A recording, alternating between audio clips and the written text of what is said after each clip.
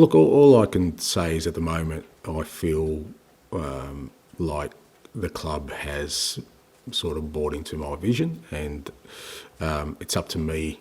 I think I said last week, it's not about patience, it's about belief that, I need to keep sort of working and sort of taking us forward in a manner where there is belief within the club that they should continue to support my vision for it. And I mean, I was here in 2016, I think. Yes, end of 16 or middle of 16. And I came over with a family, and I took my oldest son to Anfield to watch Liverpool, and it was just at the beginning of that building phase.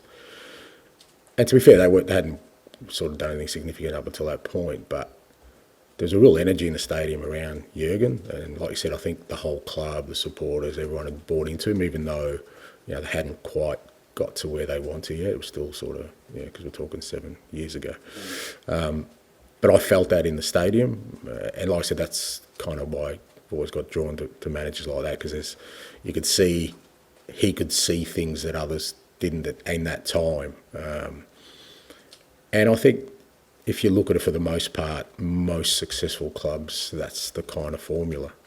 But part of that responsibility lies on me to make sure that, I'm kind of leading in a way that allows people to believe in me and support me, because it's the only way I'll have success. I'm not going to do it on my own, that's for sure, and I never have wherever I've been. I've had great support, and right now I have all the support I need. I really feel like the club is kind of bought into the vision that I have, and it's up to me to maintain that.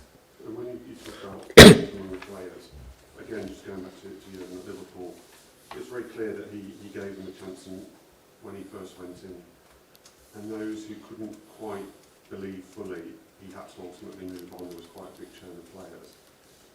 I mean, is that going to come a stage where you, not because the players are trying not to believe, or no, if they can't invest, you have to eventually cut them loose? Yeah, well, it's not about cutting them loose. It's just that, and you've probably put it more eloquently than I have tried to, because people haven't understood that, is that we need change. Change has to happen. You can't sort of want to alter your course, and quite dramatically for this club, because we went down a certain direction. Now we're pivoting to a whole different direction, and expect the same people are going to be on that. It's just not going to happen. So, we've had 2 windows. We've had some development of players for sure, but when I say we still got a long way to go, that's what I'm talking about. We can't be there yet, because it's impossible to say that you're going to have drastic change and yet expect everybody to be on that journey. And it's not for the want of trying, and it's just that we're going to play a certain way, we're going to train a certain way, we're going to have a certain mindset, and that's not for everyone. And that the same way that, I guess, whether it's Liverpool or Arsenal, if you look at the beginning of their journeys, by the time they win the competition or have success, the team's almost unrecognisable. Well, that's the reality if you change. If you're staying on the same course, of course, or a similar course, but we've done a major pivot here. So that definitely is the case, yeah. And therefore, finally, for me, it feels like at some point fairly imminently there are going to be some tough decisions. Yeah, look, I think we've already made some tough decisions. I mean, we let some experienced players leave the club at the beginning of the year, some by choice. But again, I feel like, if we're really going to change, that means change, and you have to make decisions. And some of those decisions aren't that tough, because, whether it's a player or a staff member, they realise it themselves and say, look, you know what, it's I've got a better path somewhere else, and you've got a better path here. So they're not that tough, but some of them you have to make just because of change, not necessarily because they don't fit in the picture, but you still have to change. Like, I've got to change this squad. I have to, right? Because I've got to build a squad that I think can play our football. For that to happen, there has to be exits as well. As I can't just keep everyone here and keep bringing players. So sometimes you let people go that you think, he's a good player, but how am I going to change if I don't do that?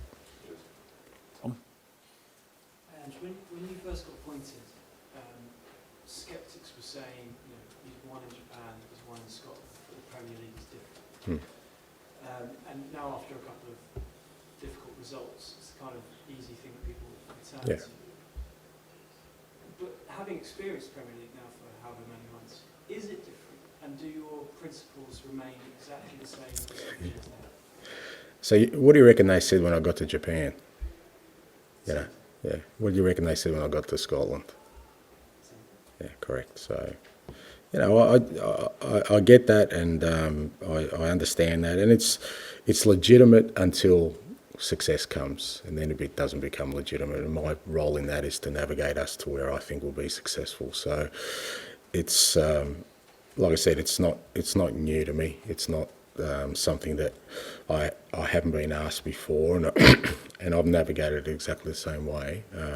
But that doesn't mean that those questions shouldn't be there, because until you achieve something, then obviously people are going to, you know, try and sort of figure out whether, you know, my ideas will work here. That's understandable until you have success. And of course those questions will remain. But do I have any doubts? Absolutely none. I have clarity in terms of building us a club that will be successful.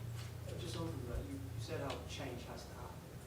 I suppose some fans are wondering, are you capable of change? We talk about the Premier League, talk about your ideas being resolute and then working, but also a sort of element of adaptation or adaptability could be important.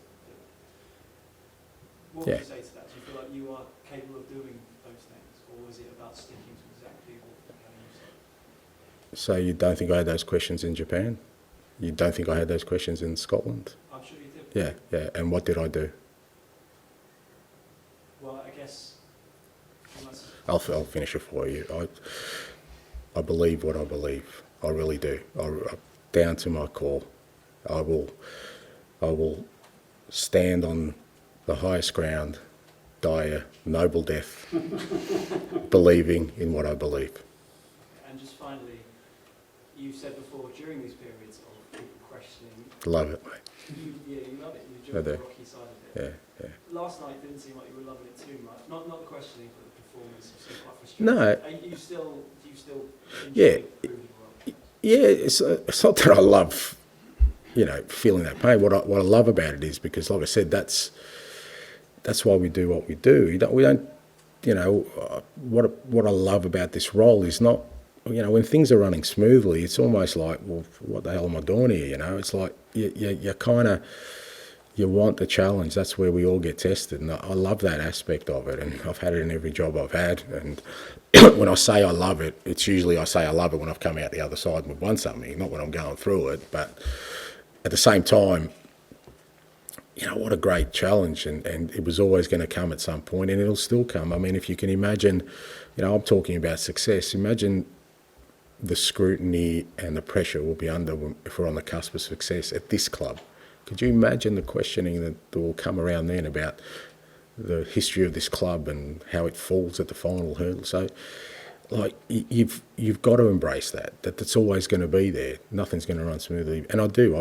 I love this challenge because I think, you know, this is why I do what I do. So it's up to me. As I said last night, the responsibility lies with me. You know, we can sort of talk about the players and individual performances, but the responsibility lies with me, and that's where I want it to lie.